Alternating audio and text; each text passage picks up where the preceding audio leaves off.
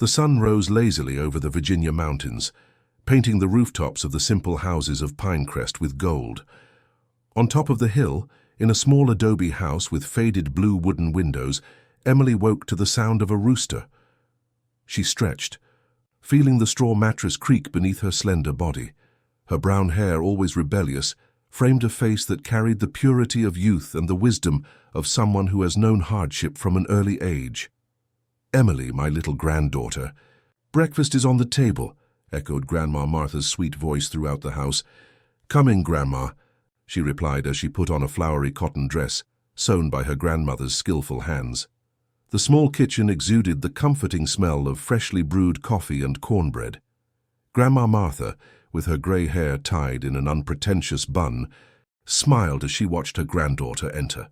The elderly woman's wrinkled face held in each line the story of a life of work and resilience. "Today's market day in town, my child.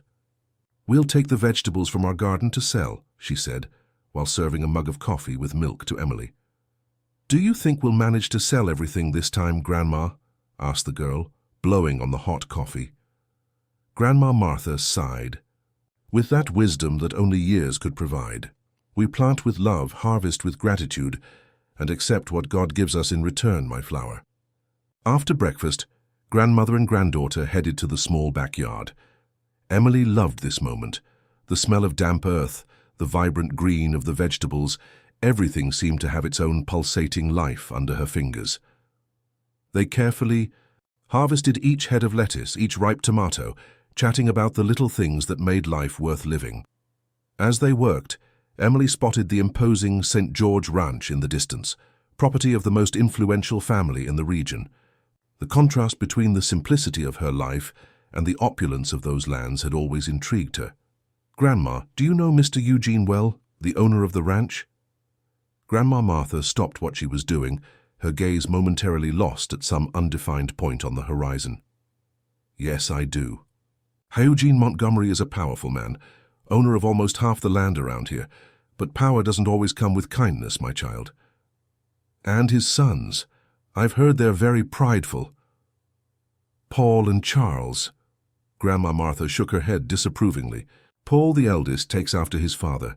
He has a heart as hard as stone. As for Charles, there's still hope for him, but he follows his brother like a shadow."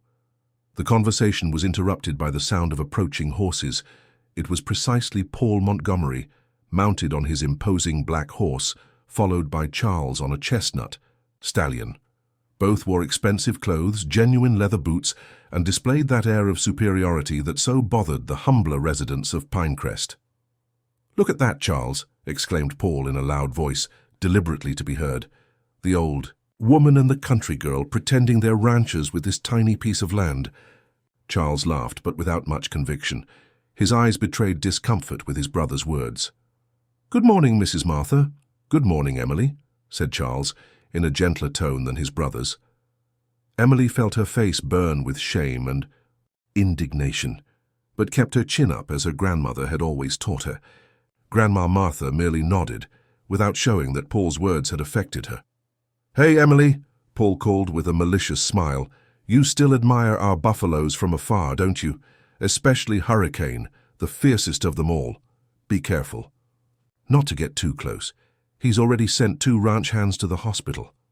"Leave the girl alone, Paul," intervened Charles, surprising himself with his momentary courage. Paul shot a furious look at his brother, but decided to move on. "Let's go, Charles. We don't have time to waste with people like them." When the brothers moved away, Emily felt a stubborn tear escape from the corner of her eye. "Don't mind them, my child," Grandma Martha consoled, hugging her granddaughter. "People with empty hearts need to fill them with cruelty." "One day, Grandma, one day they'll respect me," said Emily, wiping the tear with the back of her hand. On the way to the town market, Emily couldn't stop thinking about the buffaloes at St. George Ranch, especially Hurricane, the most feared of them all. There was something about that animal that fascinated her. Perhaps it was the imposing presence, perhaps the wild strength, or perhaps the fact that, like her, the buffalo was also judged without being truly understood. In the central square, Of Pinecrest, the market was already bustling. Vendors announced their products, children ran between the stalls, and the smell of cheese, homemade sweets, and coffee mingled in the air. Grandma Martha and Emily set up their small stand, carefully, arranging their fresh vegetables and produce. "Look who's here, the Buffalo Girl," mocked a familiar voice. It was Julie, the mayor's daughter, and part of Paul and Charles's social circle. Blonde, with light eyes and fashionable clothes, she never missed an opportunity to humiliate Emily. "Why don't you go back to the pig pen you came from instead of trying to mix with us?" continued Julie, drawing laughter from her friends. Emily clenched her fists, but before she could respond, a male voice interrupted. "Why don't you show a little more respect, Julie?" Everyone turned, surprised. It was Charles Montgomery, without his older brother's company, for the first time showing some independence. The silence that followed was charged with tension. No one expected one of the rancher's sons to defend the girl everyone despised. In Charles's eyes shone something new, a spark that Emily had never noticed before. That seemingly simple moment would be the beginning of a profound transformation in the lives of everyone involved. A transformation that, like the wind that blew gently over Pinecrest, was just beginning to stir the leaves of destiny. If this story interested you, don't forget to subscribe to our channel and hit like. Tell us what city you're watching from. We continue. Charles's unexpected gesture at the market caused waves of whispers throughout Pinecrest. In the weeks that followed, it was impossible to enter Mr. Tony's general store or pass by Mrs. Carmen's bakery without hearing comments about the younger Montgomery son, who had defended Martha's granddaughter. For Emily, however, that moment represented something deeper. For the first time, someone from local high society had positioned themselves in her favor, and it wasn't just anyone. It was Charles Montgomery, son of the most powerful man in the region. On a particularly hot Saturday morning, as Emily was washing clothes in the backyard tub, she heard the sound of hooves approaching. Her heart jumped, imagining it might be Paul coming to demand some satisfaction for what had happened at the market. To her surprise, it was Charles, alone, mounted on his chestnut horse. "Good morning, Emily," he greeted, with a shyness that didn't match his last name. "Good morning," she replied, drying her hands on her apron, unable to hide her surprise. Charles dismounted from his horse, nervously adjusting his shirt. "I came to apologize for my brother's behavior, and for mine too, for all the times I remained silent while he treated you badly." Emily blinked, astonished. In her 17 years of life, she had never imagined hearing an apology from a Montgomery. "Why are you doing this now?" she asked with natural suspicion. Charles took a deep breath, looking at his own feet before facing her. "Because I'm tired of being Paul's shadow, tired of doing things that go against what I really feel, just to please my father or my brother." There was sincerity in his eyes, a vulnerability that made Emily lower her guard a bit. "I accept your apology," she finally said, "but it will take more than words to fix years of mistreatment." A shy smile was born on Charles's lips. "That's fair. That's why I also came to make an invitation. I know how much you like the buffaloes on our ranch, especially Hurricane. My father and Paul traveled to the capital and won't be back until tomorrow night. If you want, I can show you the animals up close." Emily's eyes sparkled, but the suspicion persisted. "How do I know it's not a trap? A bad joke?" "You have no way of knowing," he answered with honesty. "I can only give you my word, and I understand if that's not enough." Grandma Martha appeared at the kitchen door, observing the scene with attentive eyes. Emily exchanged a look with her grandmother, who nodded discreetly. "All right, Charles. I accept your invitation." In the late afternoon, after completing her chores, Emily walked down the dirt road toward St. George Ranch. Her heart beat rapidly in her chest, divided between excitement and fear. What if it really was a trap? Charles was waiting for her at the side gate, away from the employee's eyes. His expression upon seeing her approach was one of genuine relief. "I thought you wouldn't come," he confessed. "I thought so too," she replied with a half-smile. He guided her through the verdant fields of the ranch, avoiding areas where they might be seen. As they walked, Charles explained about buffalo raising, a business his grandfather had started and his father had considerably expanded. "There they are," he said, pointing to a fenced pasture where dozens of buffaloes were grazing peacefully. Emily felt her breath catch. She had never been so close to those majestic animals with their robust bodies and imposing horns. "And that one over there is Hurricane," indicated Charles, pointing to a particularly large buffalo with darker fur than the others, which kept itself apart from the group. "He's even more impressive up close," murmured Emily, amazed, "and more dangerous too. No ranch hand can tame him. My father has thought about putting him down several times, but his reputation as a breeding bull is too good to waste." Without warning, Emily began to walk toward the fence as if in a trance. "Emily, no!" "Oh, it's dangerous," warned Charles, grabbing her arm. She turned to him, her eyes shining with a determination that left him speechless. "Trust me?" she asked softly. Something in her voice made Charles release her arm. Emily slowly approached. The fence being closely watched by Hurricane, the animal raised its head, its nostrils dilating as it sniffed the air.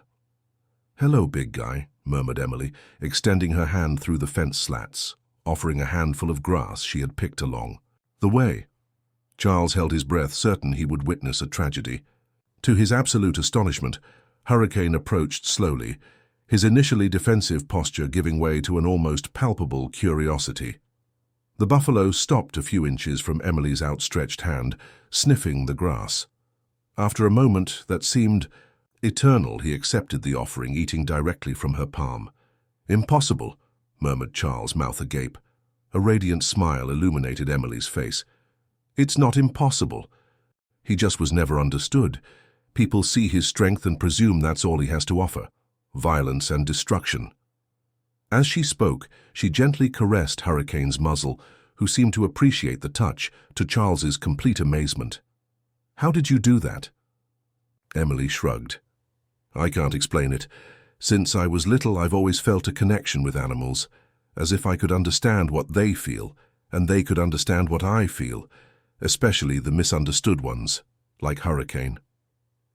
Looking at the scene before him, the poor girl everyone despised, caressing the most feared buffalo in the region as if it were a docile calf, Charles felt something awaken inside him.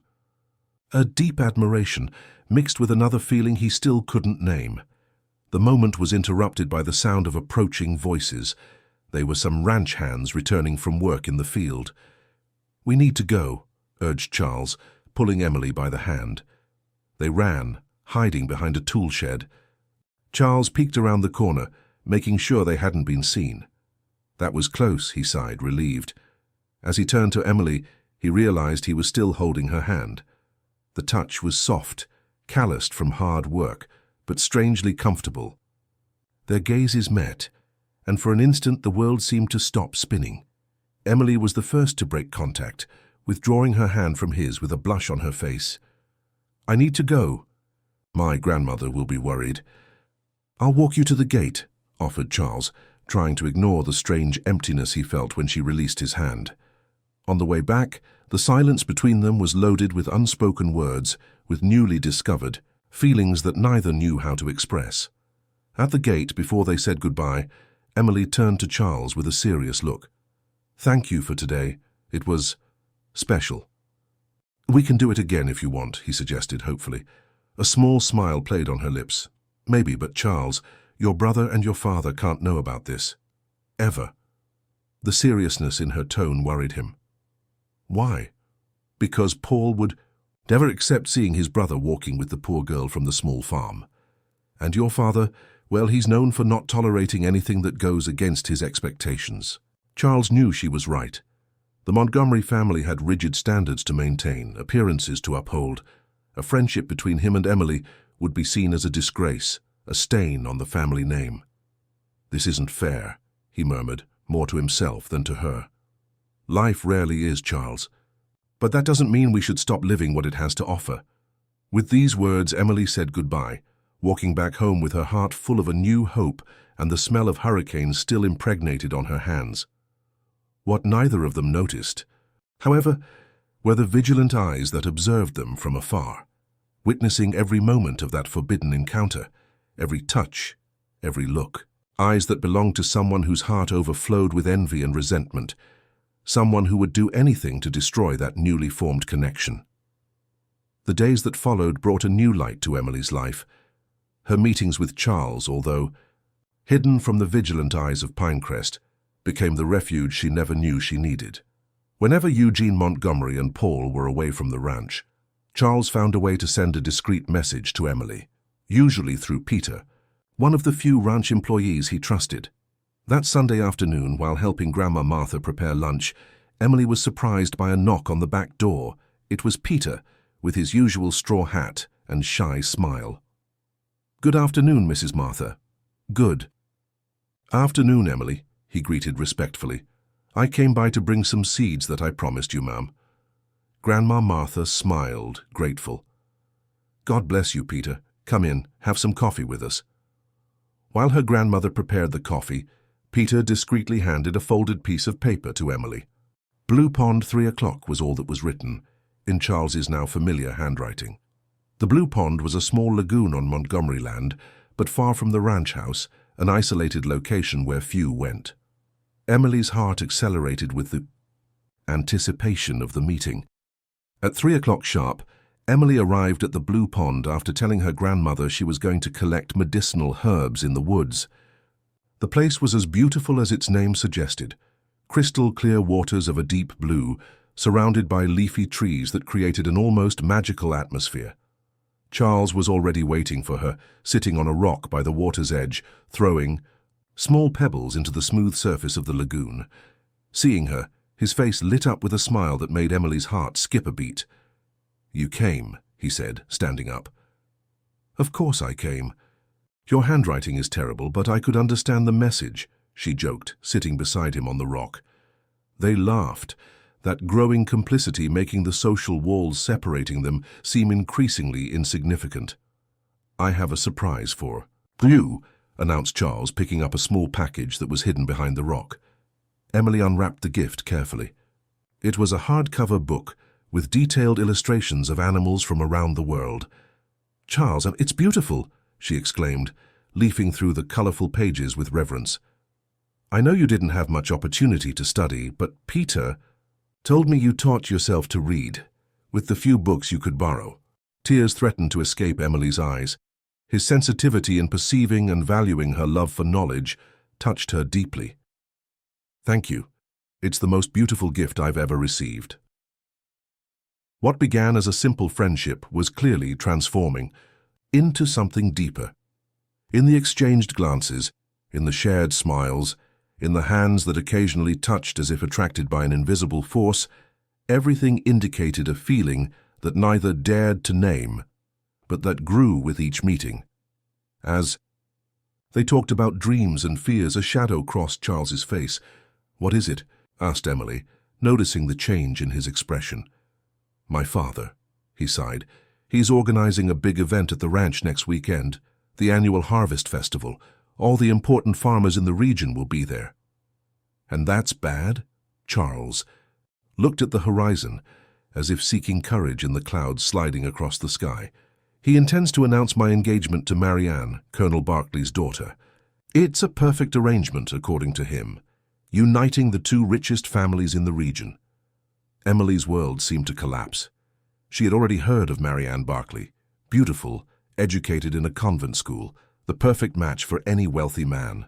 I understand," she murmured, trying to hide the pain those words caused her. "It's to be expected. You are a Montgomery, after all." "No." The vehemence in Charles's voice surprised her. "I don't want this marriage, Emily.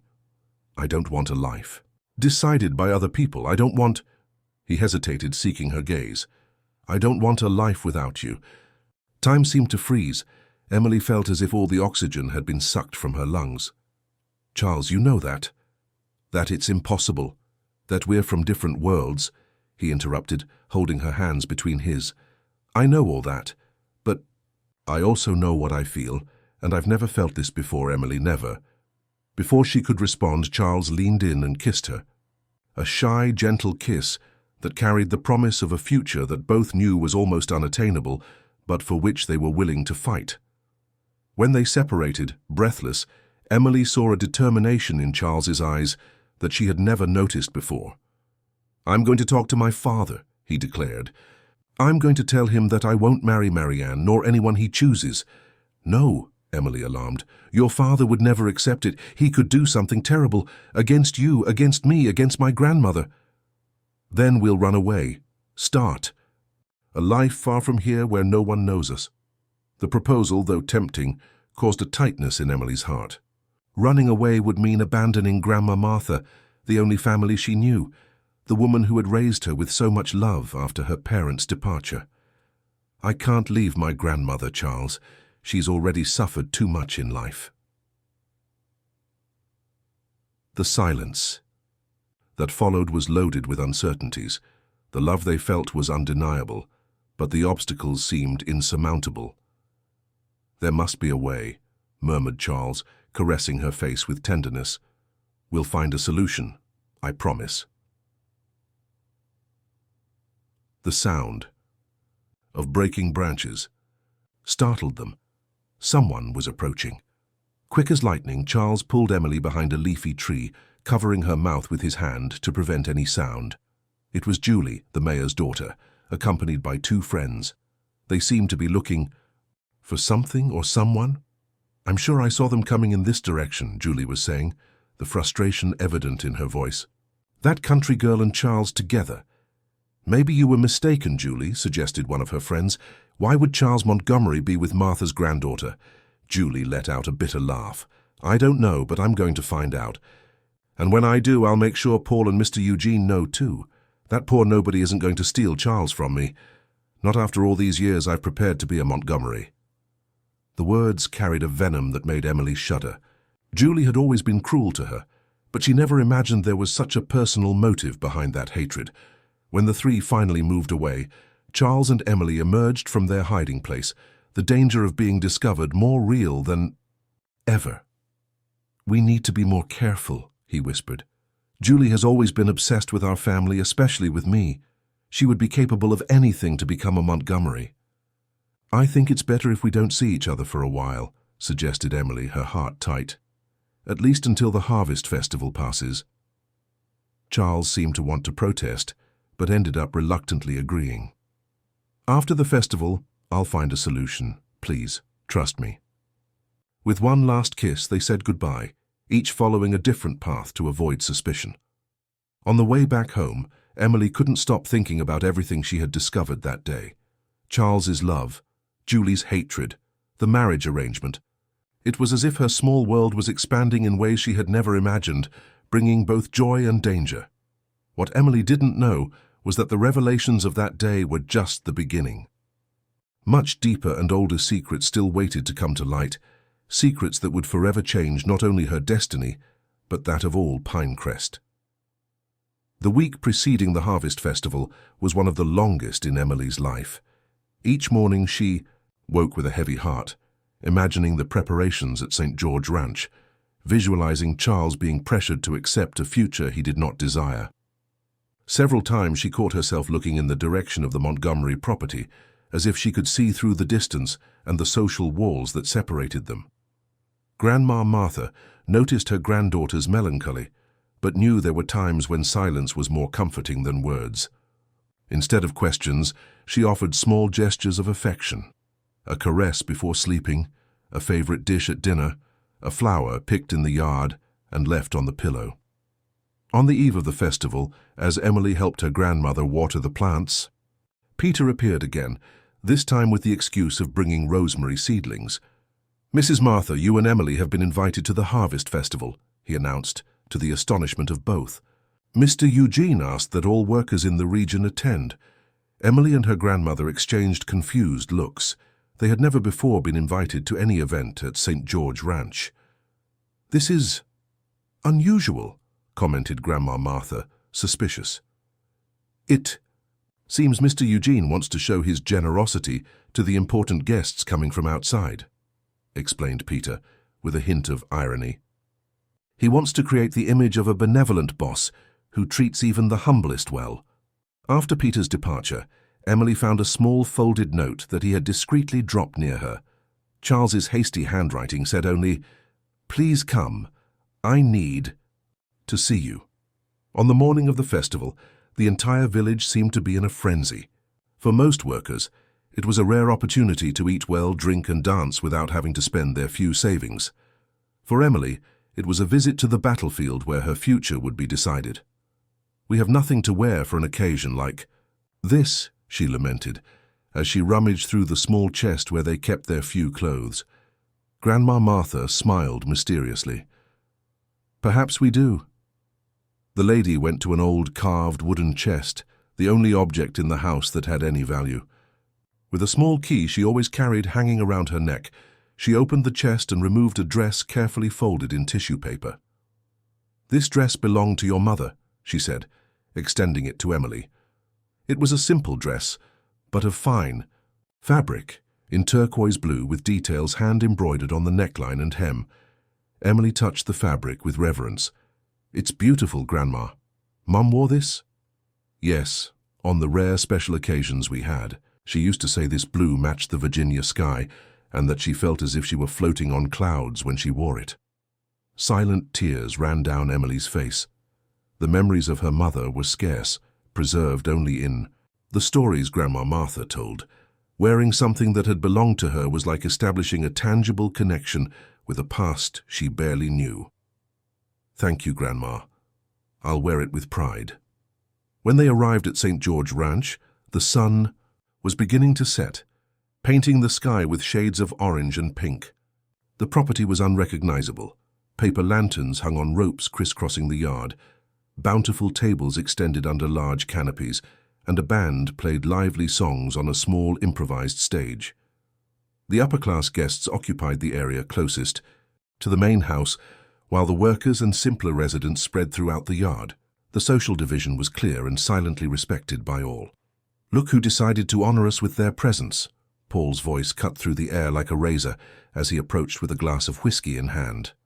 The old woman and the orphan from the small farm, dressed as if they belonged in this world. Emily felt her face burn but remained upright. Her mother's dress gave her a confidence she had never felt before. "Good evening, Mr. Paul," replied Grandma Martha with dignity. "We thank your father for the invitation." Paul laughed, a sound devoid of any genuine joy. "My father has a weakness for charity, especially when there are important people watching." At that moment, Julie approached, dazzling in a red dress that clearly cost a fortune. "Emily, what a surprise to find you here," she exclaimed with false cordiality. "And what an interesting dress. It looks like something my maid would wear on her days off." Julie's friends laughed, covering their mouths with their hands in a rehearsed display of shock and amusement. Before Emily could respond, a male voice intervened. "I think her dress is beautiful. It perfectly matches the simplicity and authenticity of the wearer." It was Charles, magnificent in a dark suit that enhanced his broad shoulders and imposing posture. The look he directed at Emily contained so much genuine admiration that she felt her legs weaken. Paul and Julie stared at Charles with identical expressions of outrage. The silence that followed was so dense it could be cut with a knife. "I think the champagne has already gone to your head, little brother," Paul finally said with a forced smile. "Come on, it's almost time for Dad's speech." Holding his brother's arm with unnecessary force, Paul led him back to the high society group, but not before casting a warning look at Emily. "That young man is playing with fire," murmured Grandma Martha, observing the scene with concern. "What do you mean, Grandma?" The old woman shook her head, her gaze lost in some distant memory. "There are things you don't know about the Montgomerys, my child, things that happened long before you were born." Before Emily could ask for more details, a tinkling of cutlery against crystal glasses drew everyone's attention. Eugene Montgomery, a corpulent man with graying hair and a severe expression, climbed onto the small stage, accompanied by a middle-aged couple, equally imposing. "Dear friends and workers," he began with a powerful voice that dispensed with microphones, "it is with great joy that I welcome all of you to our traditional harvest festival. While Eugene discoursed about the prosperity of the ranch and thanked the hard work of his employees, who barely received enough to survive, Emily observed, "Charles?" He was visibly tense, hands closed into fists, jaw rigid. "And now," continued Eugene with a smile that didn't reach his eyes, "I have a special announcement to share with all of you. A union that will bring even more prestige to the Montgomery and Barclay families." A murmur of excitement ran through the audience. Colonel Barclay, with his wife at his side, seemed inflated with pride. "My younger son, Charles, and the charming Marianne Barclay are officially engaged." Enthusiastic applause erupted as Charles was pushed onto the stage by Paul. Marianne, a young woman of classic beauty and shy smile, was led by her father to the stage, where Eugene joined the hands of the couple, as if sealing a business deal. Emily felt the world spin around her. Charles looked like a prisoner being led to the gallows, his face pale, his eyes desperately searching for her in the crowd. When their gazes finally met, what Emily saw in those eyes was a silent plea, a request for forgiveness, an unfulfilled promise. "Come, my child," whispered Grandma Martha, holding Emily's arm. "We've seen enough." With a broken heart, Emily allowed herself to be led away from the festival, away from Charles, away from the future she had briefly dared to dream of. In the silent walk back home, the tears Emily had tried to contain throughout, the night finally found freedom, running uncontrollably down her face. Grandma Martha, respecting her granddaughter's pain, only held her hand firmly, offering the silent comfort of her presence. What neither of them noticed was the figure that followed them at a safe distance, observing each step, each tear, each moment of vulnerability. A figure whose eyes shone with a dangerous mixture of envy, resentment, and determination. The days following the Harvest Festival dragged on like a funeral procession for Emily. The sky over Pinecrest had never seemed so grey to her, the daily tasks never so heavy. Although she tried to hide her pain, Grandma Martha noticed her granddaughter's suffering in every sigh, in every lost gaze in the direction of St. George Ranch. On the morning of the 4th day after the festival, Emily received an unexpected visit while harvesting vegetables in the garden. Marianne Barclay, Charles's official fiancée, appeared at the gate of the small property, elegant even in her simplicity, her countenance loaded with anxiety. "May I speak with you for a moment?"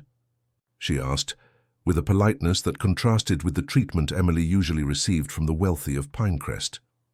Surprised and suspicious, Emily nodded, inviting her to sit on the wooden bench under the mango tree.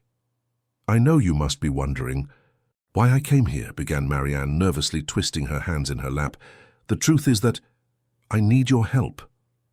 "My help?" Emily couldn't hide her astonishment. Marianne took a deep breath as if gathering courage. "I know about you and Charles. I know about your meetings. I know about Blue Pond. I know about the feelings you share." Emily's heart raced. If Marianne knew, who else might know? "How?" "Julie," replied Marianne with a tired sigh. "She has been following you and Charles for weeks. She came to me thinking I would be furious, that I would demand my father take action. But the truth, Emily, is that—" Marianne hesitated, looking around as if afraid of being heard. "The truth is that I also love someone I cannot have, someone my father would never approve of." The confession surprised Emily. In her mind, Marianne represented everything she was not: refined, rich, destined for a marriage of convenience without ever questioning her role. "Who?" she asked with genuine curiosity. A delicate blush tinged Marianne's cheeks. "Peter, the foreman at the Montgomery Ranch." The revelation was like lightning in a blue sky. Peter, the simple and kind young man who served as a messenger for Charles and Emily, was the secret love of the Colonel's daughter. "We met when I was visiting St. George Ranch with my father. Peter was always kind, respectful, different from the other men my father introduced me to. Over time, the friendship transformed into something deeper." Marianne wiped away a solitary tear that streamed down her face. "Just like you and Charles, Peter and I meet in secret. We dream of a life together away from here, away from the expectations of our families. But after the official engagement announcement—" "What do you want from me, Marianne?" interrupted Emily, still confused by this visit. "Help me convince Charles to refuse this marriage. If he takes the initiative, if he rebels against his father, perhaps I'll find the courage to do the same." Emily felt a mixture of hope and suspicion. What if it was a trap? What if Marianne was acting on Julie's orders, or even Eugene Montgomery's? "Why should I trust you?" Marianne smiled sadly. "Because we're in the same boat, Emily. Two women in love with men we shouldn't love, according to the rules of this small and cruel world." Something in the sincerity of those words touched Emily deeply. For the first time she saw in Marianne not a rival, but an unexpected ally. "What do you propose, then?" "Charles told me you used to meet at Blue Pond. He wants to see you there today at sunset. He asked me to bring you this message, since Peter is being closely watched by Paul." An alarm sounded in Emily's mind. Charles asking Marianne to serve as a messenger. That seemed strange, out of character. "Charles asked you this personally?" Marianne's hesitation was almost imperceptible, but didn't go unnoticed by Emily. "Yes, of course, we talked this morning when I went to the ranch with my father to discuss wedding details." Something didn't sound right, but Emily couldn't. I pinpoint what? The opportunity to see Charles again, to hear from him personally, an explanation for what had happened at the festival, was too tempting to refuse. "Tell him I'll be there," she finally replied. After Marianne's departure, Emily felt restless. She decided to visit her friend Rose, the apothecary's daughter, one of the few people in Pinecrest who treated her with genuine affection. Perhaps she could help her decipher this confusing situation. "Don't go, Emily," advised Rose, after hearing the whole story. "This smells like a trap." "But what if it's really Charles wanting to see me? What if it's our only chance to clarify everything?" Rose held her friend's hands between hers, her eyes overflowing with concern. "At least don't go alone. Let me go with you." "No, Rose, if it really is Charles, he might be frightened to see someone else. I need to do this alone." At dusk, Emily headed to Blue Pond, her heart divided between hope and fear. The sky was especially beautiful that night, with shades of orange and pink that reflected on the water's surface, creating an almost dreamlike image. To her surprise, it wasn't Charles who awaited her, but Julie, accompanied by 3 young men whom Emily recognized as Paul's friends. "Good thing you came, country girl," said Julie, with a smile that didn't reach her eyes. "We were expecting you." Emily felt a shiver of fear run down her spine. Instinctively, she took a step back, preparing to run, but the young men were faster, surrounding her. "What do you want from me?" she asked, trying to keep her voice firm. Julie approached, her face contorted in an expression of pure hatred. "I want you to understand your place, Emily. I want you to learn that girls like you don't steal the future from girls like me." "I didn't steal anything from you, Julie. Charles was never yours." "He should have been," shouted Julie, losing her composure for an instant. "I am the mayor's daughter. I am educated, refined, worthy of being a Montgomery. You are nothing. Nothing but the granddaughter of an old woman who can barely maintain herself." The cruelty of the words hit Emily like a physical blow, but she stood firm, sustaining the other's gaze. "What do you intend to do, Julie? Beat me? Do you think that will make Charles love you?" The smile that formed on Julie's lips made Emily's blood freeze. "No, dear, I have something much better planned. Something that will ensure you never approach Charles or any other Montgomery again." With a nod of her head, Julie directed the young men to grab Emily by the arms. Despite her fierce resistance, she was dragged toward a cart covered by a tarpaulin hidden among the trees. "Where are you taking me?" asked Emily, the panic growing in her chest. Julie smiled, a cold and calculating smile that didn't match her young beauty. "To the place you so love to visit, the buffalo pasture." Emily's heart almost stopped. The stories about the ferocity of the buffaloes at St. George Ranch were known throughout the region. Especially about Hurricane, the animal no one could tame. "What are you going to do?" "Me? Nothing. I'm just going to tie you to a tree in the middle of the pasture and let nature take its course. When they find what's left of you, everyone will think it was a terrible accident, a foolish girl who ventured where she shouldn't." Terror took hold of Emily. not from the prospect of pain, but from that of eternal separation. Never seeing her grandmother again, never feeling the Pinecrest sun on her face, never hearing Charles's voice saying her name. "Please, Julie, don't do this," she begged, tears streaming down her face. "I'll stay away from Charles, I promise. I'll never speak to him again, never look for him, just let me go." For a moment, something like hesitation passed through Julie's eyes, but it was soon replaced by the cold determination of someone who has crossed the point of no return. "Too late for promises, Emily. You had your chance." With these words, Julie signaled for the young men to put Emily in the cart. The last glimpse Emily had before the tarpaulin was thrown over her was of the sky, now tinged with red like blood, a somber omen of what was to come.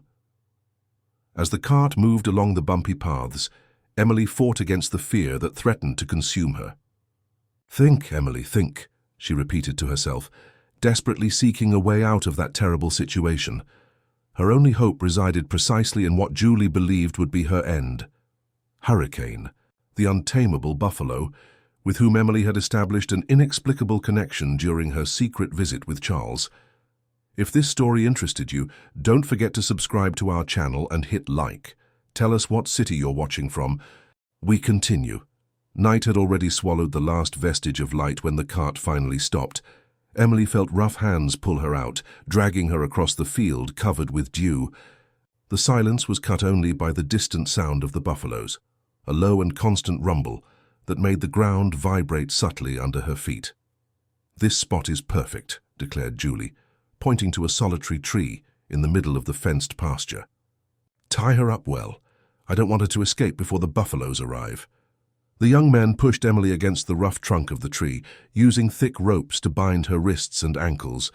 She tried to resist, but it was 3 against 1, and soon she found herself completely immobilized, the rope tightening her skin to the point of hurting. "Julie, please," she tried once more, her voice choked by fear and tears. "Don't do this. Think about the consequences." A whip sound cut through the air, followed by a frightened whinny. One of the young men was scaring away the horses that had pulled the cart, sending them back to the ranch without the passengers. "The consequences?" Julie laughed, a cold sound that didn't match her delicate appearance. "The consequences will be perfect. You will disappear, Charles will be desolate for a time, but eventually he'll accept his destiny by my side. After all, who else could console him in his grief but me?" "You're wrong," replied Emily, gathering a courage she didn't know she possessed. "Charles will never love you, Julie. Not before, not after me. Because your heart is empty, incapable of truly loving." The words hit Julie like a slap. For an instant, her mask of calculated cruelty fell, revealing the insecurity that corroded her from within. "Shut up," she shouted, approaching to slap Emily forcefully. "You know nothing about—" "Me or about Charles?"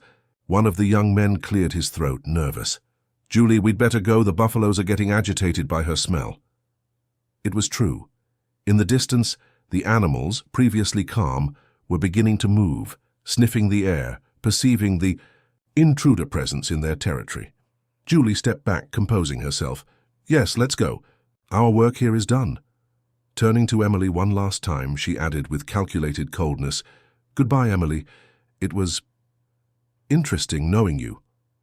With that, Julie and her accomplices quickly moved away, disappearing into the darkness of the night, leaving Emily alone with her fate, tied up and defenseless in the middle of the buffalo pasture. The silence that followed was oppressive. Emily could hear her own heart beating frantically, the blood pulsing in her ears. She closed her eyes, trying to control her breathing, trying not to give in to the panic that threatened to consume her. "Think, Emily, think," she repeated to herself like a mantra. The ropes were too tight for her to free herself. Shouting for help would be useless. They were too far from any house, and the only ones who could hear her were the very animals that Julie hoped would attack her. A sound of hooves hitting the ground made her heart freeze. They were approaching. Slowly she opened her eyes and saw, under the silvery light of the moon, several enormous silhouettes moving in her direction. The buffaloes, curious about the strange smell, were coming to investigate. Emily forced herself to remain still, remembering what she had learned about these animals. Sudden movements or signs of fear could trigger a charge, especially if they felt threatened. The first buffalo to approach was smaller than the others, probably younger. It stopped a few meters away, sniffing the air, its large eyes reflecting the moonlight like deep and mysterious pools. "It's all right," murmured Emily, trying to keep her voice calm and soft. "I'm not going to hurt you, don't be afraid." Slowly, as if understanding her words, the young buffalo took a few more steps in her direction until it was close enough to touch her. Its warm breath caressed Emily's face as it smelled her, curious. Soon, other buffaloes joined the first, forming a semicircle around her. There was no aggressiveness in their posture, only an almost childlike curiosity before this intruder in their territory. Emily felt a wave of relief course through her body. Perhaps she would survive this night after all. Perhaps the buffaloes, perceiving that she posed no threat, would leave her in peace until someone found her. But then, the circle of animals opened, like subjects giving way to a king, and there he was, Hurricane, the most feared buffalo of St. George Ranch, his black coat absorbing the moonlight, making him a living, pulsating shadow. The animal seemed even larger than Emily remembered. His horns, long and curved, were like deadly weapons, and his eyes contained an intelligence that seemed almost human. "Hello, big guy," whispered Emily, her voice trembling slightly. "Remember me?" Hurricane approached slowly, each step calculated, his eyes fixed on hers. He stopped less than a meter away, so close that Emily could feel the heat emanating from his massive body. For a long moment, buffalo and human stared at each other in silence, as if engaging in a silent communication beyond words or sounds. Then, to Emily's complete amazement, Hurricane lowered his head and, with a gentleness surprising for such a powerful animal, began to rub his horns against the ropes that bound her. "What are you doing?" she murmured, perplexed. The answer came in the form of a sudden head movement that broke one of the ropes binding her arms. Hurricane continued, methodical in his task, until all the ropes were loose enough for Emily to free herself. Incredulous, she massaged her sore wrists, observing the animal that had just saved her. There was something in Hurricane's eyes, a connection that transcended the barrier between species, as if they shared an ancient bond, formed long before that moment. "Thank you," she murmured, extending her hand to caress the animal's moist muzzle. A sudden noise made the other buffaloes stir. It was human voices and the sound of horse hooves approaching. Lanterns swayed in the darkness, indicating a group of people heading toward the pasture. "I need to hide," said Emily, more to herself than to Hurricane. As if understanding, the buffalo positioned itself beside her, offering its body as a shield. Emily hesitated for only a second before grabbing onto the animal's thick coat and, with an impulse, climbing onto its back. The sensation was indescribable. Mounted on Hurricane, Emily felt connected to a primitive and powerful force. The animal remained still for an instant, as if testing her weight before beginning to move slowly away from the approaching lights. "Who's there?" shouted a male voice. "We saw movement in the buffalo pasture." Emily immediately recognized the voice. It was Charles. Her heart accelerated, divided between the relief of hearing his voice and the fear of being discovered in that inexplicable situation. "We need to go," she whispered in Hurricane's ear, leaning forward. As if understanding every word, the buffalo quickened its pace, guiding the herd away from the lights. The other buffaloes followed their leader, forming a natural barrier between Emily and her pursuers. "Look, the buffaloes are moving in a block," exclaimed another voice, which Emily identified as Peter's. "It's dangerous to get closer, Mr. Charles." "Have a bad feeling, Peter," replied Charles, his voice loaded with anxiety. "Rose, Emily's friend, came to the ranch looking for her. She said Emily left to meet me at Blue Pond, but I never arranged any meeting." "Do you think she might be here?" "I don't know, but if Julie is involved—" The phrase hung in the air, loaded with a fear that Charles could barely verbalize. Hurricane continued to move away, taking Emily further and further from the immediate danger. She clung to the animal's thick coat, feeling the power of its muscles beneath her, marveling at the inexplicable connection they had formed.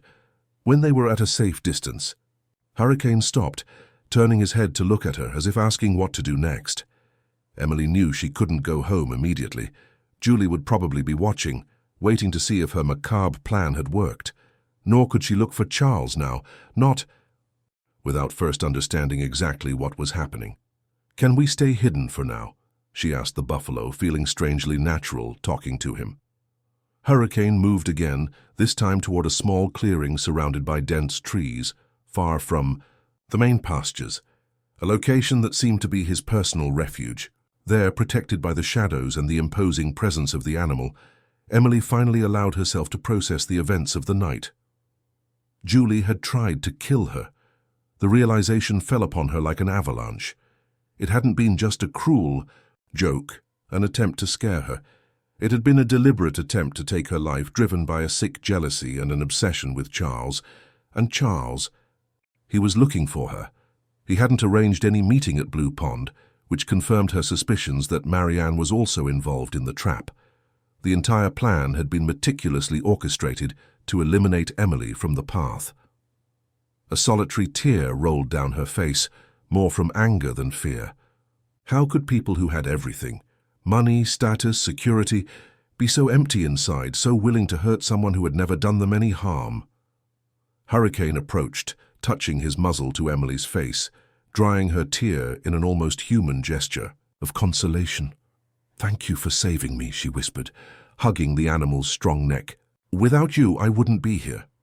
The first rays of sun were beginning to tinge the horizon when Emily finally decided it was time to act. She couldn't hide forever. Her grandmother would be worried, and besides, she wouldn't allow Julie and her accomplices to go unpunished for that situation. "I need to go home, friend," she said to Hurricane, caressing his muzzle, "but I promise I'll come back to see you." With one last look of mutual understanding, Emily said goodbye to the buffalo and began the long walk back home, her mind buzzing with plans of how to reveal the truth and protect not only herself, but also Charles from people like Julie, capable of anything to get what they wanted. What Emily didn't know was that, as she walked back home under the golden light of dawn, a new facet of her life was about to be revealed, a secret kept for decades, a secret that would explain not only her extraordinary connection with Hurricane, but also the true reason for the hatred that the Montgomery family nurtured for her grandmother and, by extension, for her. When Emily finally arrived home, the sun was already high in the sky. Grandma Martha was on the porch, the rosary wrapped. Around her trembling fingers, her face marked by a sleepless night. Seeing her granddaughter approach, the old woman jumped up with surprising agility for her age. "My child, where have you been? I spent the whole night praying," she exclaimed, wrapping Emily in a tight embrace, tears wetting both their faces. "It's a long story, Grandma," replied Emily, feeling the weight of the previous night's events in every muscle of her body. A terrible story. Inside the house, as Grandma Martha prepared an herbal tea to calm their nerves, Emily narrated everything that had happened. The supposed message from Charles brought by Marianne, Julie's ambush at Blue Pond, the murder attempt, and finally, the inexplicable rescue led by Hurricane. "That animal saved me, Grandma, as if it knew me, as if it wanted to protect me. I've never felt anything like it." Grandma Martha listened to everything in silence, her face a mask of contained emotions. When Emily finished her account, the old woman sighed deeply, as if finally surrendering to a truth long avoided.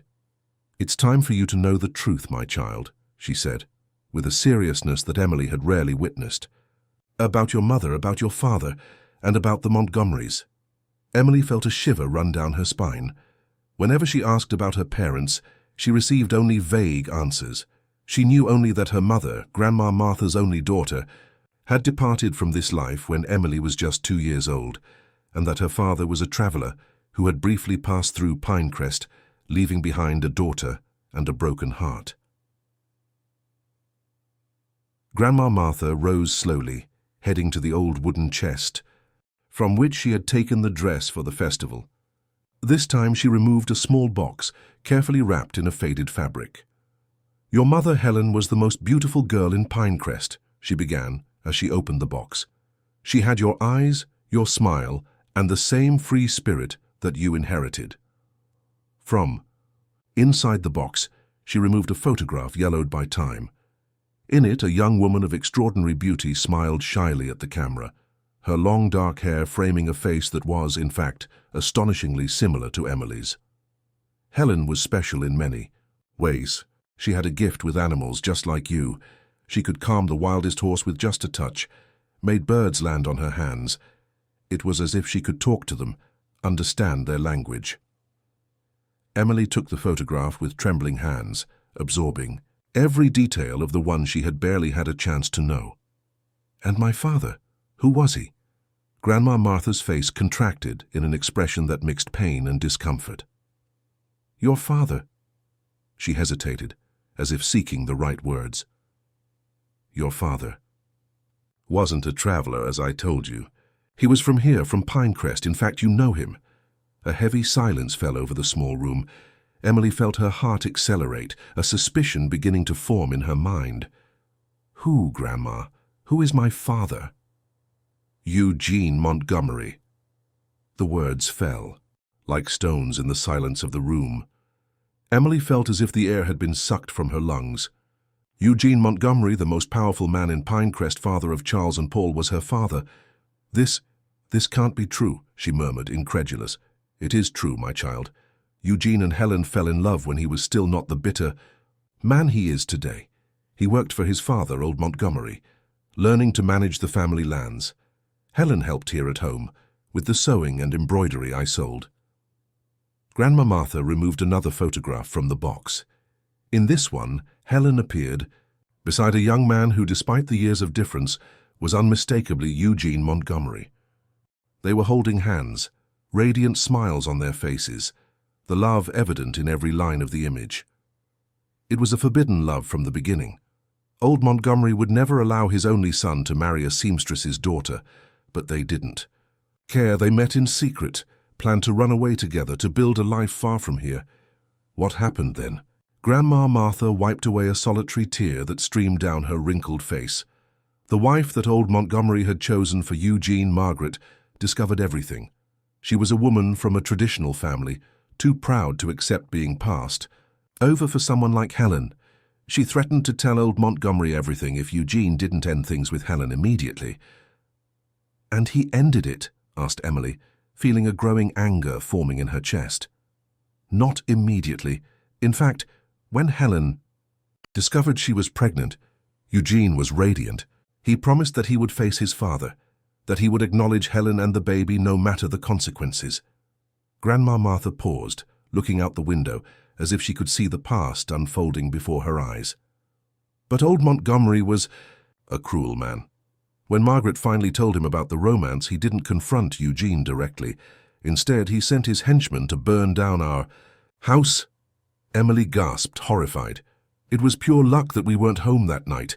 We had gone to the neighboring town to visit a sick cousin. When we returned, there was nothing left. Our house, our clothes, our memories, all reduced to ashes. And Eugene, what did he do? Eugene believed the lie his father told him, that Helen had run away upon learning he was about to marry Margaret. Old Montgomery even hired people to spread false stories, saying they had seen Helen fleeing with another man. And he believed it? Just like that, so easily? The indignation in Emily's voice was palpable.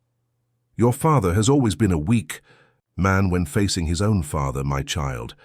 Old Montgomery manipulated him masterfully, promising to disinherit him if he didn't follow his orders. And Eugene, well, he eventually convinced himself that he had been betrayed. Emily tried to process all that information, feeling as if she were listening to the plot of a soap opera and not the story of her own origin. When did he discover the truth? When did he know about me? When you were almost 2 years old. Helen never stopped loving him, you know. Even after everything, she kept the hope that one day Eugene would know the truth. It was with this hope that she went to St. George Ranch, with you in her arms, determined to confront him. Emily felt a knot form in her throat. And what happened? Margaret received her. She pretended sympathy, pretended to want to help, said that Eugene wasn't there but would be back soon. She invited Helen to wait inside the house, offered a refreshment. Grandma Martha's voice failed, broken by emotion. The refreshment was poisoned. A heavy silence fell over the small room. Emily felt as if each word was a physical blow stealing her air. She died? Yes. When she realized something was wrong, Helen managed to hide you in the garden, among the rose bushes. She wanted to protect you at all costs. It was there that I found you hours later, when I went looking for Helen, worried about her delay. Tears now ran freely down Emily's face, mixing with those of Grandma Martha. Did Eugene know what Margaret did? Eventually, yes. On her deathbed years later, Margaret confessed everything, but the damage was already done. Eugene had become a bitter man, consumed by guilt and remorse. Instead of seeking you out, of trying to fix what could be fixed, he sank even deeper into his bitterness, transferring to me and to you the hatred he felt for himself. So that's why, murmured Emily, the pieces of the puzzle finally fitting together. That's why Paul and Charles always treated me like trash. Do they know that I'm their half-sister? Paul knows. Eugene told him when the boy was 16. I think he expected his son to follow in his footsteps, renouncing you as he did. And Paul didn't disappoint him. He assumed the role of executioner with enthusiasm. And Charles doesn't know. Eugene always considered him too sensitive, feared that he would try to approach you if he knew the truth. Emily felt as if the world was spinning around her. Charles, the man for whom her heart beat stronger, was her half-brother. The horror of this realization hit her with full force. Grandma, Charles and I, Grandma Martha took her granddaughter's hands between hers, her wise eyes penetrating Emily's. No, my child. Charles is not your brother. That's the other part of the story you need to know. Emily held her breath, confused. When Helen discovered she was pregnant, Eugene had already married Margaret, forced by his father. But they still met secretly. Margaret, desperate to hold on to her husband, announced her own pregnancy. But she wasn't really expecting. What do you mean? She lied, faked the pregnancy for months, and when she could no longer sustain the lie, she stole a baby? The incredulity in Emily's voice was evident. Not exactly. She made a deal with a young ranch employee who was pregnant and single. She offered money and protection in exchange for the baby when it was born. That baby was Charles. So Charles is not Eugene's son, nor Margaret's. Not biologically, no, but he was raised as such. Eugene ended up discovering the truth years later, but by that point he already loved the boy as if he were his own blood. And Charles grew up believing he was a legitimate Montgomery. Emily's head was spinning with so many revelations. The story of her family was like a complex web of lies, betrayals, and pain. Why did you never tell me this before, Grandma? Grandma. Martha sighed deeply. Out of fear, my child. Fear of what Eugene might do if he knew that you knew the truth. He is a powerful man with much influence. I always feared he might take you away from me, or worse. But now, after what happened, what Julie tried to do, you deserve to know who you really are. And who am I, Grandma? Who am I really? The old woman smiled sadly, caressing her granddaughter's face with tenderness. You are Emily, my beloved granddaughter, daughter of Helen, a woman of courage and immense heart, and yes, daughter of Eugene Montgomery, whether he accepts it or not. You carry their blood, but your choices are your own, and it is by your choices that you will be remembered, not by your birth. Emily absorbed those words, feeling their weight and their truth. The story of her origins explained a lot. Her connection with animals inherited from her mother, Paul's inexplicable hatred, Eugene's aversion, but it also opened a new world of possibilities. What do I do now, Grandma? Grandma Martha squeezed, her granddaughter's hands between hers, her gaze transmitting a strength that transcended her fragile appearance. Now, my child, you decide. The truth is in your hands. You can keep it guarded, as I did for so many years, or you can use it to confront those who tried to erase it. A new gleam appeared in Emily's eyes, determination mixed with a newly acquired wisdom. I need to talk To Charles. He deserves to know who he really is. It's a dangerous decision, Emily. Eugene will do everything to prevent the truth from coming to light. And Paul can be even more dangerous than his father. I'm not afraid of them anymore.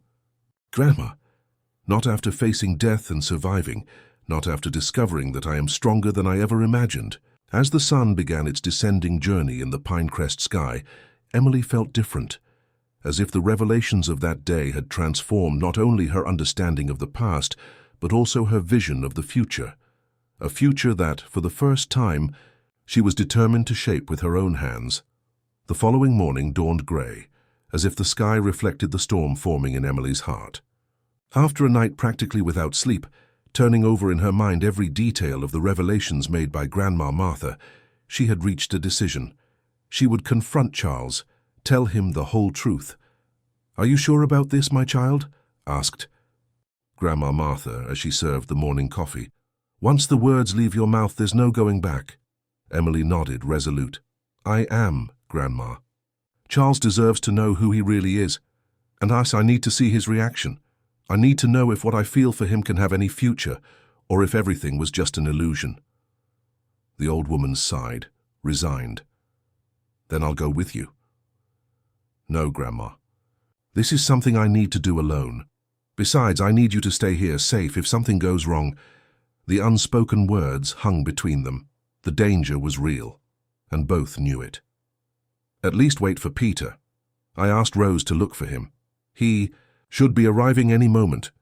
As if invoked by Grandma Martha's words, a knock at the door announced Peter's arrival. The young man entered, his countenance heavy with concern. "Emily! Thank God you're all right," he exclaimed, relieved. "Charles is going crazy with worry. We spent the whole night looking for you." The mention of Charles's name made Emily's heart tighten.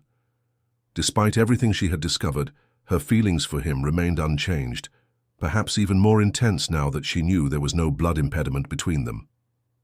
"Peter, I need to see Charles. Alone." The foreman frowned, confused. "I don't know if that's a good idea. The ranch is in chaos.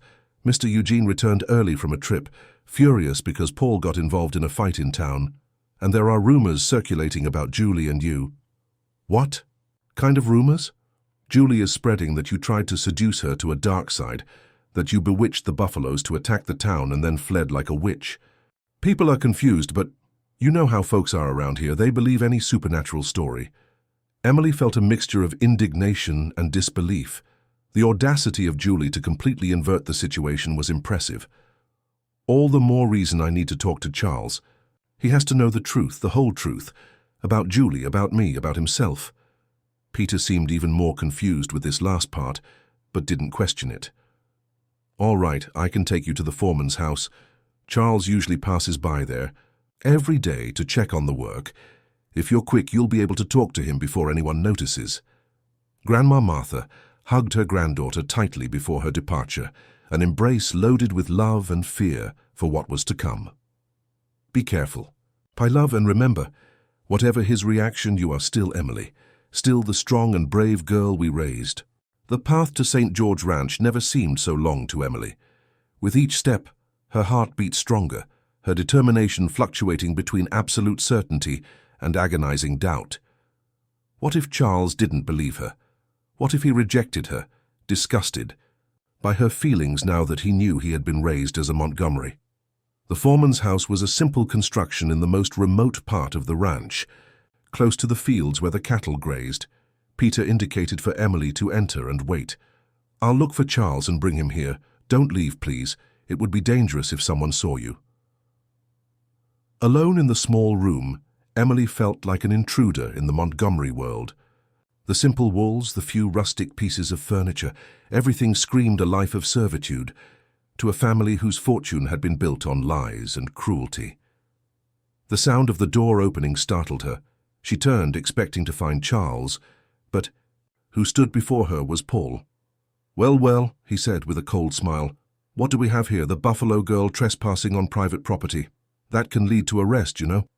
Emily took a step back, instinctively seeking distance from that man who had always treated her with so much contempt. I'm waiting for Charles, she replied, trying to keep her voice firm. Peter went to get him. Paul laughed, a humorless sound that made the hairs on the back of Emily's neck stand up. Peter is busy now. It seems Julie saw him escorting a fugitive onto our lands and thought my father would like to know. Emily felt her blood freeze. Julie again, always Julie, weaving her web of intrigues and lies. What do you want, Paul? His smile widened. Predatory. I want to know why an insolent country girl is so interested in my little brother. What do you want from him? Money, a place in society, or perhaps... His eyes roamed Emily's body in a way that made her feel exposed and vulnerable. Perhaps it's something more basic. It's none of that, she replied, the anger beginning to overcome the fear. I just want to talk to him. Tell the truth. The truth?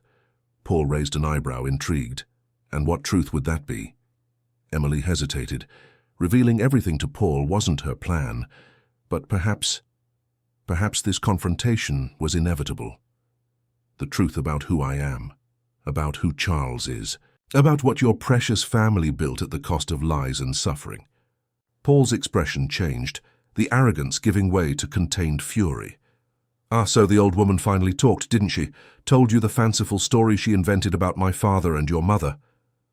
It's not a fanciful story, retorted Emily, her own anger growing. It's the truth. Your stepmother poisoned my mother. Your father abandoned me, and Charles isn't even their legitimate son.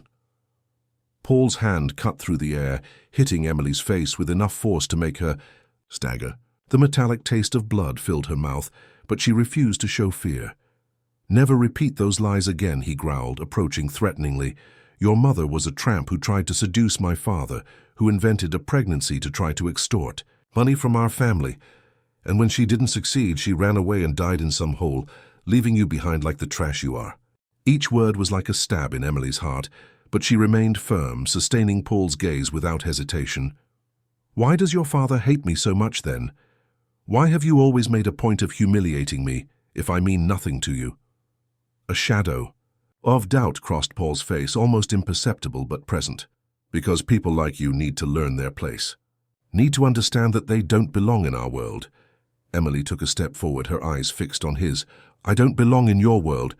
I am a Montgomery, Paul, whether you accept it or not. I have the same blood that runs in your veins. The difference is that I wasn't raised in the same lie that you were. The door suddenly opened, and Charles entered, stopping in his tracks at the scene before him. Emily with her face red where Paul had struck her, his brother with his fist still. Clenched, ready for a second attack. What's happening here? He asked, his gaze alternating between the two. Emily, are you all right? We were all worried. Before Emily could respond, Paul interposed himself between them. Stay away from her, Charles. This girl is not who you think. What are you saying? Charles seemed genuinely confused. She came here to spread lies about our family, inventing stories about our father, about our mother, even about you. Charles looked at Emily, the doubt evident in his eyes. What is he talking about, Emily? The moment Emily had so feared had arrived. With her heart racing, she took a deep breath and decided that the only way out was the complete truth. Charles, there are things about your family, about you, that you don't know. Things that have been kept secret for decades, and I think it's time you knew the truth. Paul's look was pure venom.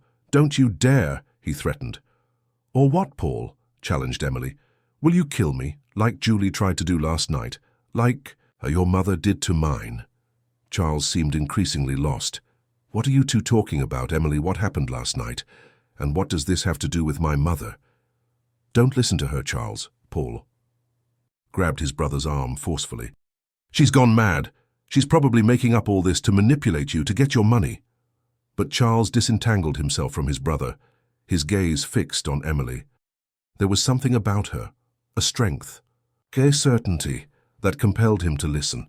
Speak, Emily, I want to hear what you have to say. And so, before the two brothers, one furious and the other confused, Emily told the whole story. She spoke about Helen and Eugene, about the forbidden love, the pregnancy, the threats, the fire, the lies.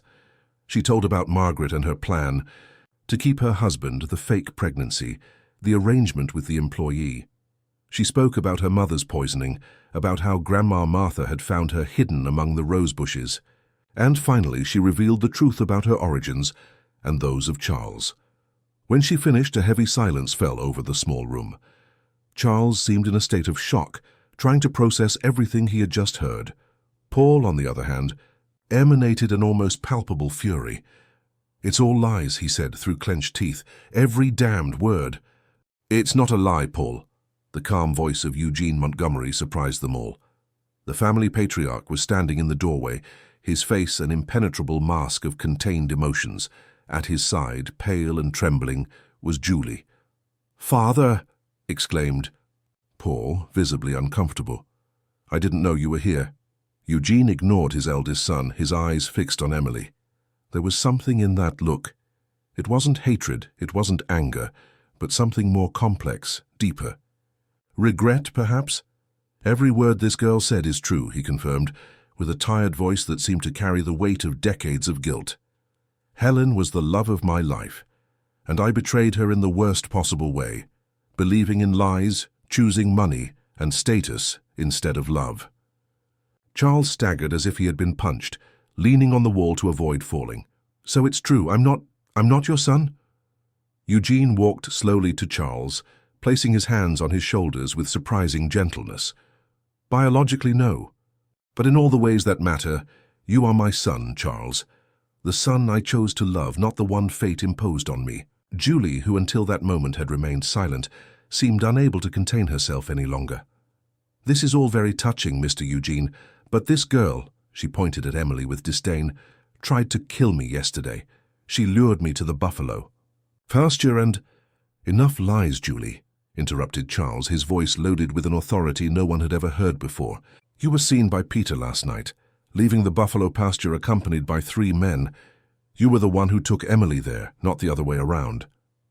Julie paled even more, her desperate gaze seeking support from Paul, who remained motionless, his fists clenched. I don't know what you're talking about. She must have bewitched Peter too. She has a strange power over animals. You saw how the buffaloes obeyed her. She's not normal." Eugene sighed, suddenly seeming much older and more tired. "The gift with animals," he murmured almost to himself. "Helen had it too. It was as if she could talk to them, understand them in a way no one else could." Emily felt a strange warmth in her chest upon hearing those words. For the first time, someone besides her grandmother was speaking about her mother with genuine admiration. "That's why Hurricane obeys her," continued Eugene, his voice now firmer. "He recognizes in her the same free spirit that Helen had. It's as if part of Helen still lived through Emily." Eugene's words seemed to deeply affect everyone in the room. Paul looked at his father as if he had gone mad. Charles contemplated Emily with a new kind of admiration. Julie seemed on the verge of a nervous collapse. And Emily felt as if an immense weight had been lifted from her shoulders. "What do we do now?" asked Charles, breaking the tense silence. Eugene looked at each of those present, his expression now resolute. "Now we do what should have been done 20 years ago. We acknowledge the truth, all truths, no matter how painful they may be."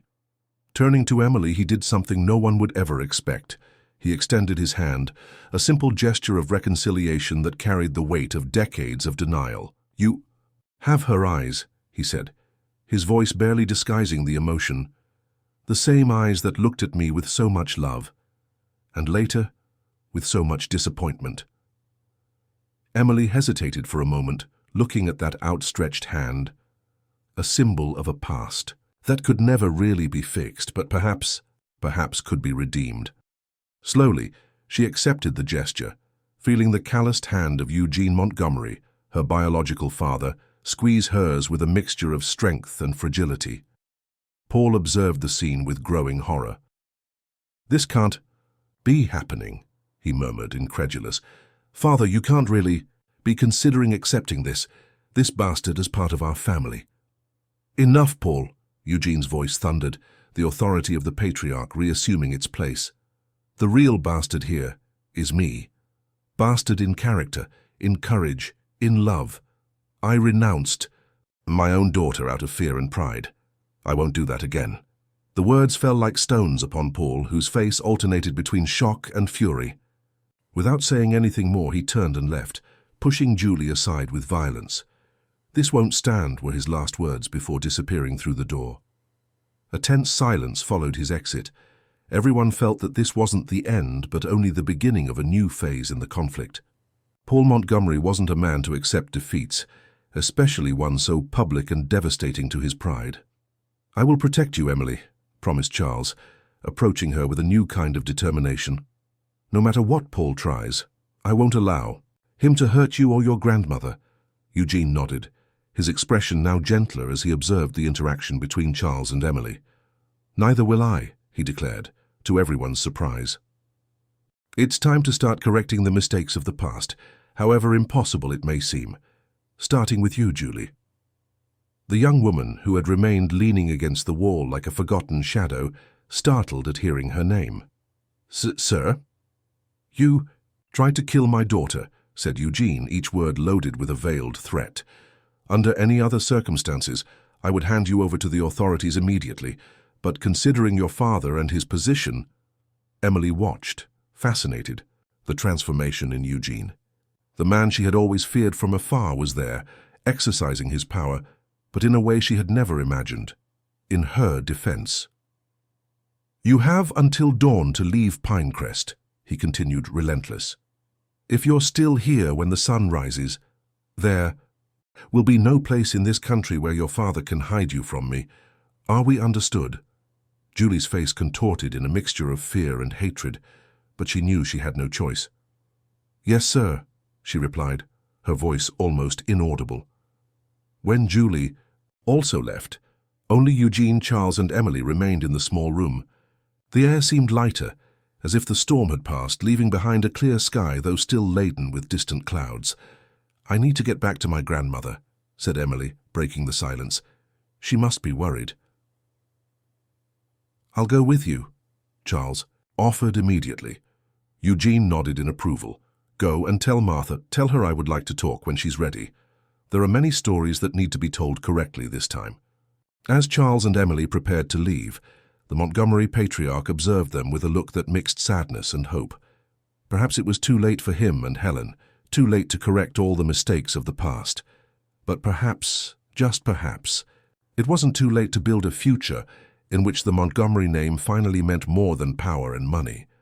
A future in which it also meant love, truth, and redemption. The way back to Grandma Martha's house was traveled in a silence loaded with conflicting emotions. Charles and Emily walked side by side, their hands occasionally touching but without daring to entwine their fingers. The revelation of their true origins had changed everything, and at the same time, nothing. "Did you always know?" Charles finally asked, his voice breaking the silence like a stone in still waters. "About us? About who we really are?" Emily shook her head. "I found out yesterday, after what Julie tried to do. My grandmother thought I needed to know the truth to understand why so many people hated me without reason." Charles stopped walking, his eyes seeking hers with intensity. "I never hated you, Emily, never. Even when I followed Paul in his cruelties, there was something in me that knew it was wrong. Something that made me feel connected to you. Somehow. Maybe it's because deep down we're the same," she replied with a small smile. "Two children of extraordinary circumstances, raised in opposite worlds, but united by a destiny that not even we ourselves understood." The sun was beginning to set when they sighted Grandma Martha's small house. The old woman was on the porch, her frail body visibly stiffening upon recognizing Charles accompanying her granddaughter. "I brought company, Grandma," announced Emily, trying to keep her voice light despite the tension of the moment. "I see that," replied the elderly woman, her wise eyes evaluating Charles as if she could see through his layers of Montgomery upbringing to the core of who he really was. "Come in, young man. The truth has already made its appearance. There's no sense in leaving it waiting on the doorstep." Inside the simple house, Charles seemed out of place. His fine clothes, his worked posture, everything about him screamed a different world from that humble but welcoming environment. Grandma Martha indicated a chair at the table where there were already 3 cups prepared, as if she knew this moment would come. "You have her eyes," said the old woman while serving tea. "Your real mother's." Charles seemed surprised. "You knew her?" "Of course I did. Dawn was a good girl, worked in the kitchen at St. George Ranch. She had an easy smile and skillful hands. When she got pregnant—" Grandma Martha paused as if choosing her words. "We all knew who the father was, the eldest son of the foreman at the time, a young man who promised to marry her, but disappeared as soon as he learned of the pregnancy." "What happened to her?" asked Charles, though part of him feared the answer. "Margaret Montgomery sought her out with a proposal, enough money to start a new life, far from there, in exchange for the baby. Dawn was desperate, alone, unable to raise a child. She accepted." Silent tears streamed down Charles's face. His entire life, his entire identity, built on an elaborate lie. "Is she still alive?" The question was almost a whisper. "I don't know." "My son, Dawn left Pinecrest the day you were born. We never heard from her again." The silence that followed was heavy, loaded with untold stories, with lives interrupted or diverted by decisions made so many years ago. "Your father, Eugene, sent a message," said Emily, breaking the silence. "He would like to talk with you, Grandma. When you're ready." Grandma Martha nodded slowly, showing no surprise. "It's about time. 20 years is too long to carry resentment and guilt, even for a Montgomery." "What will you do, Grandma?" asked Emily, concerned. The old woman smiled, a tired but serene smile. "I'll listen to what he has to say, and then I'll decide if I deserve peace before departing this world." An urgent knock at the door interrupted the conversation. It was Rose, Emily's friend, breathless and with her face disturbed by fear. "Emily, thank God you're here," she exclaimed, entering hastily. "Paul is gathering men in the village. He's furious, telling everyone that you bewitched his father and his brother, that you're a witch who needs to be expelled from Pinecrest." Emily's blood froze. The fear that had momentarily disappeared under the protection of Eugene's words returned with full force. "Where are they now?" asked Charles, his voice assuming an authoritative tone that resembled the Montgomery patriarch. "At Joaquin's tavern. Paul is drinking and inciting the men against Emily and Mrs. Martha. Julie was with him, but seems to have left in a hurry, carrying suitcases." Emily and Charles exchanged looks. At least Julie was complying with Eugene's order, leaving town. But Paul represented an even greater threat. "I need to find my father," decided Charles. "Only he can control Paul in this state." "I'll go with you," declared Emily. "No," exclaimed Charles and Grandma Martha in unison. "It's too dangerous, my child," continued the old woman. "Paul is beside himself. We don't know what he's capable of." "That's exactly why I need to go," insisted Emily, with a determination that admitted no contestation. "It's time to face this fear head-on, to show everyone in Pinecrest that I'm not a witch, nor an insignificant country girl. I am Emily, granddaughter of Martha, daughter of Helen, and yes, daughter of Eugene Montgomery." Charles observed her with growing admiration. This was no longer the shy girl who cowered before Paul's provocations. She was a strong woman, determined to take the reins of her own destiny. "Then we'll go together," he declared, extending his hand to her. This time, Emily didn't hesitate to entwine her fingers with his. Joaquin's tavern was buzzing with agitation when Charles and Emily arrived. Paul was standing on a table, his face flushed with alcohol, speechifying to an audience divided between fear, curiosity, and skepticism. "A witch among us!" he shouted, pointing dramatically at the door exactly when Emily entered, as if he had rehearsed that entrance. "See, she appears just when we talk about her. That's how black magic works." Nervous murmurs ran through the crowd. Pinecrest, like many small towns in the interior, still held its superstitions, its ancestral fears. "There's no witchcraft at all, Paul." Emily's voice sounded clear and firm, silencing the whispers. "The only evil spirit here is that of the resentment and lies you carry." Paul descended from the table with a fluid movement, despite his evident drunkenness. "You've already bewitched my father and my brother. You won't bewitch the rest of the town," he growled, advancing menacingly. Charles interposed himself between them. "Enough, Paul. You're drunk and making a fool of yourself. Let's go home." "Home?" Paul's laugh was bitter. "What home, little brother? The one that will soon have this tramp's name engraved alongside ours. Don't make me laugh." A buzz ran through the crowd. The suggestion that Emily, the seamstress's granddaughter, could be a Montgomery was too shocking to be ignored.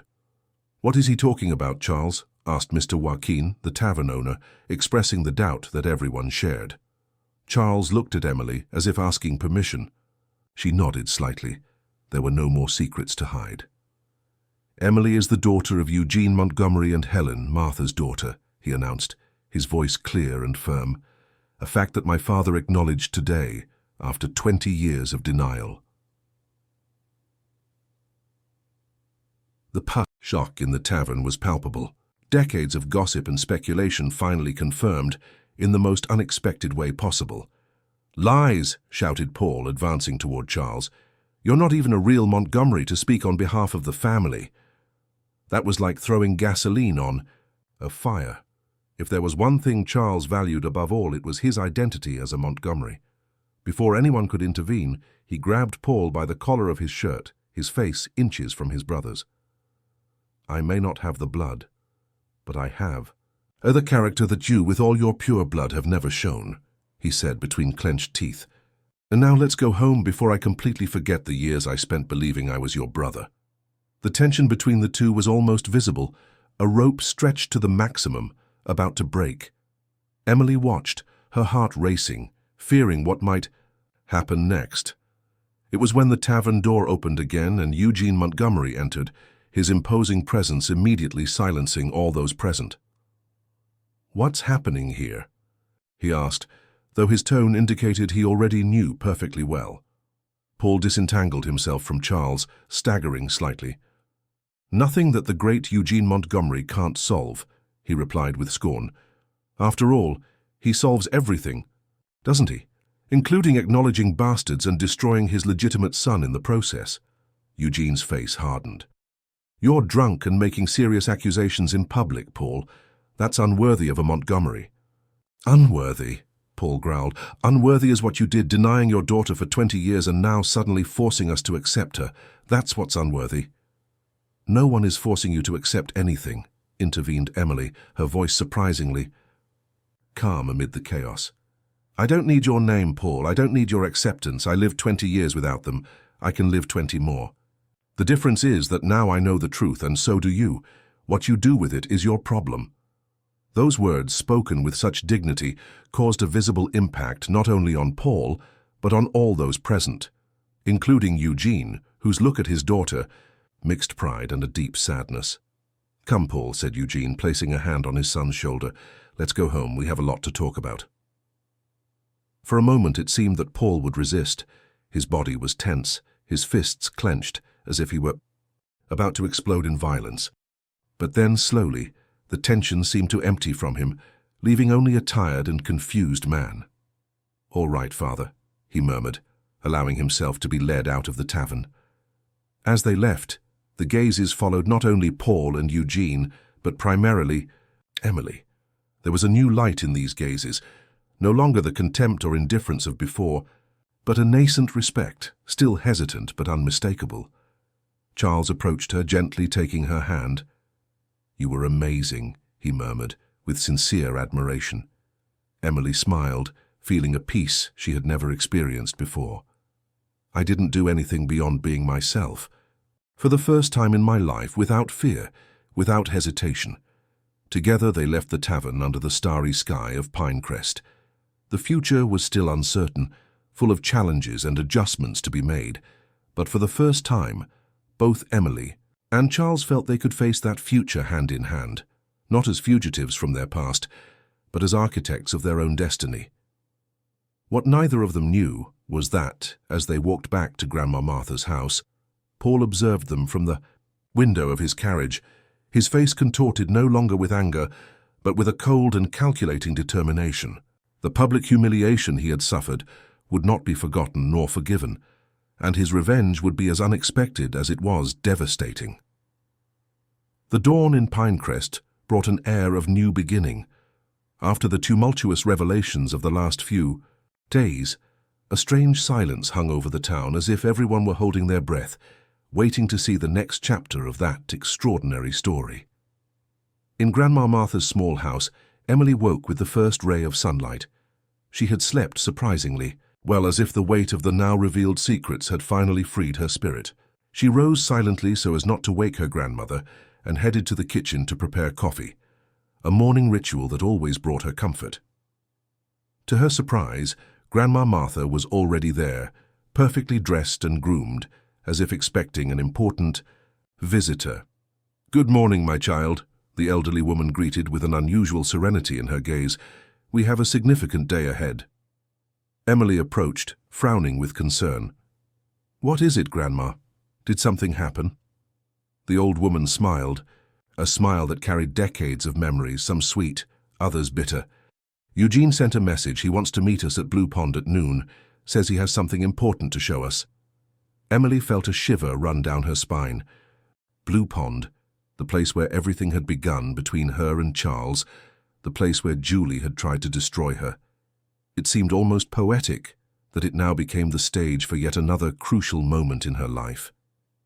"Do you want to go, Grandma?" she asked, uncertain. Grandma Martha nodded slowly. 20 years is too long to hold resentments, my child. Helen wouldn't want to see her mother and her daughter consumed by hatred for so long. Whatever Eugene has to say, I want to hear it." "Then we'll go together," decided Emily, squeezing her grandmother's hand affectionately. The morning passed, slowly, laden with expectation. At noon sharp, Emily and Grandma Martha arrived at Blue Pond. The place was even more beautiful than Emily remembered, the crystal-clear waters reflecting the intense blue of the sky, the trees surrounding it, creating an almost magical atmosphere of protection and mystery. Eugene was already waiting for them, accompanied by Charles. Surprisingly, there was also a third figure with them. Peter, the ranch foreman, seemed nervous, shifting his weight from one foot to the other. "Thank you for coming," said Eugene when they approached. His habitually severe countenance seemed softer, almost vulnerable. "This place was special for Helen and me. We met here when the world seemed to conspire against our love." Grandma Martha nodded silently, her eyes scanning the place as if she could see the ghosts of the past dancing among the trees. "Why did you bring us here, Eugene?" she finally asked, her voice soft but firm. The Montgomery patriarch took a deep breath as if gathering courage. "To ask forgiveness," he replied simply, "and to offer reparation, though I know nothing can really compensate for what I did, what I allowed to happen." Emily attentively observed the man she now knew to be her biological father. There was something different about him, a fragility, a humanity that had never shone through in his public figure of powerful and implacable rancher. "I brought 2 things today," continued Eugene, making a gesture to Peter, who approached carrying a leather folder. "The first is this." From the folder he removed some documents which he extended to Grandma Martha. "Half of the lands of St. George Ranch registered in Emily's name," he explained. "It's your right by birth, daughter. It should have been yours all along." Emily felt her breath catch. Half of the most prosperous ranch in the entire region, now in her name? It was inconceivable. "I can't accept," she said instinctively. "You can and should," insisted Eugene firmly. "It's not charity nor a bribe. It's justice, albeit late. Helen would have inherited these lands if everything had been different." "Grandma." Martha leafed through the documents with trembling hands, silent tears streaming down her wrinkled face. "Helen always loved this land," she murmured, almost to herself. "Even when they rejected her, she never stopped loving Pinecrest." Eugene nodded, the emotion evident in his eyes. "The second thing I brought is more a request than an offer," he continued, turning to Charles. "I need you to understand that, no matter what the papers say or what blood determines, You are and will always be my son. The son I chose, the son I raised, the son I love." Charles, visibly moved, merely nodded, unable to find words. "And what about Paul?" asked Emily, the concern evident in her voice. "Does he know about this?" A shadow crossed Eugene's face. "Paul chose to leave last night. He left a letter saying he cannot accept the new order in the Montgomery family and that he will build his own empire far from here." Despite everything Paul had done, Emily felt a pang of sadness for Eugene. Losing a son, even one who had caused so much pain, couldn't be easy.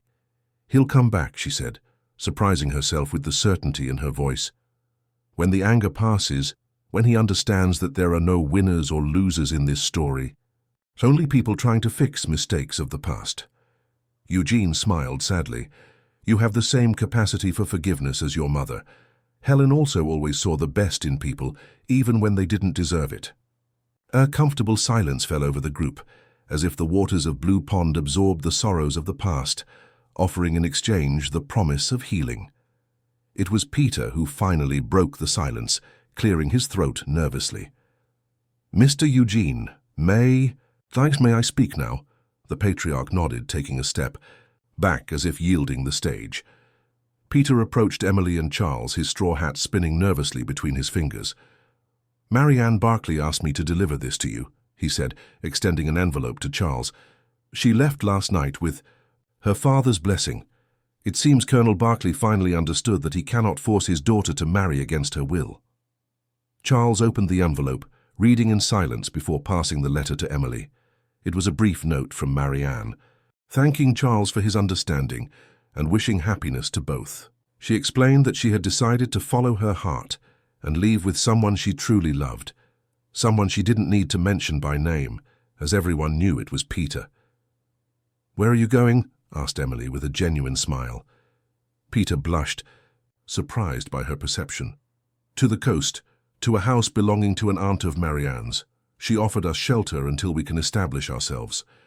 "I wish all the happiness in the world to you," said Emily, pressing Peter's hands with sincerity. "Everyone deserves the chance to live a true love." As Peter moved away to give them privacy, Charles turned to Emily, his eyes shining with a new light. "That makes me think," he began, suddenly seeming nervous. "Emily, I know everything happened very fast, that we're still adjusting to all these revelations, but there's something I need to say." Emily felt her heart accelerate.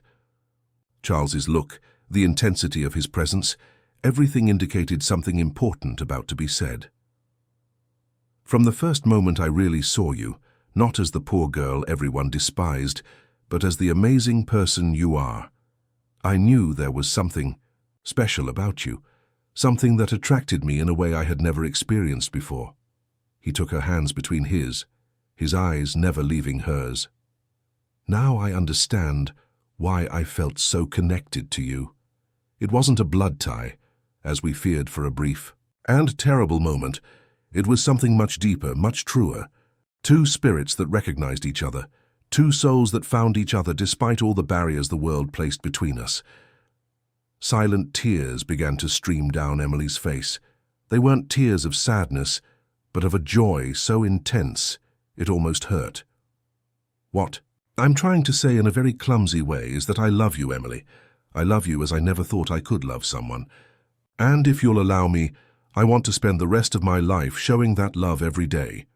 Those words, spoken with such sincerity, touched Emily deeply. Throughout her life, she had been the rejected girl, the one who didn't belong, the one who didn't deserve love or respect.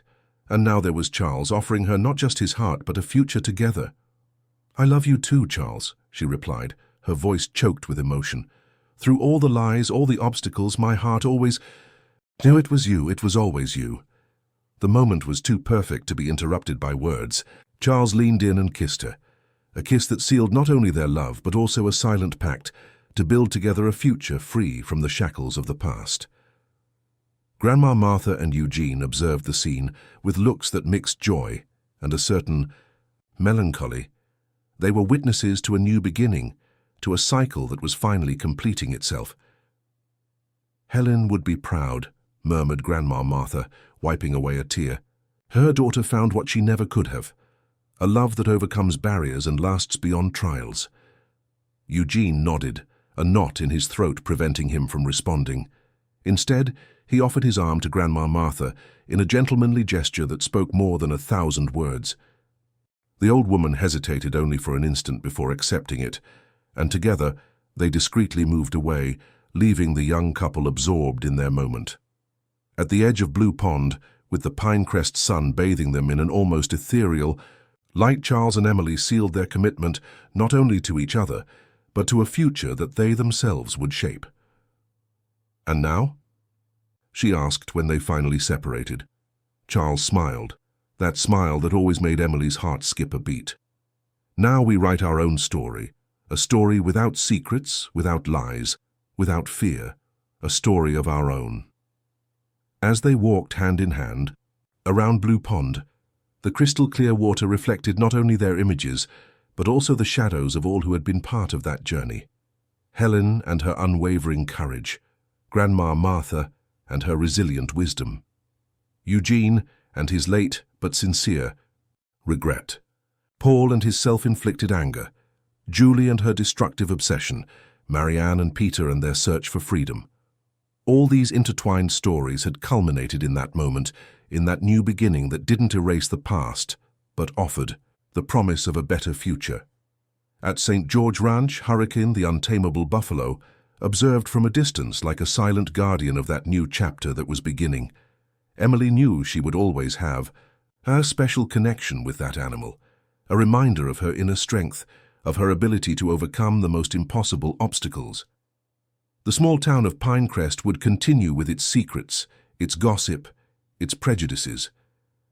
But something fundamental had changed. An invisible barrier had been broken, a cycle of pain interrupted, a truth finally liberated after decades of silence. And in the blue waters that gave that special place, its name was reflected not only the infinite sky of Virginia, but also the promise that sometimes happy endings are not just things from fairy tales. Sometimes they are conquered through tears, courage, and the unwavering determination to transform pain into love, lies into truth, and the past into a future worth believing in. In the dimness of the main house, observing through a crack in the curtain, Paul Montgomery watched the scene at Blue Pond, his face an impenetrable mask of contained emotions.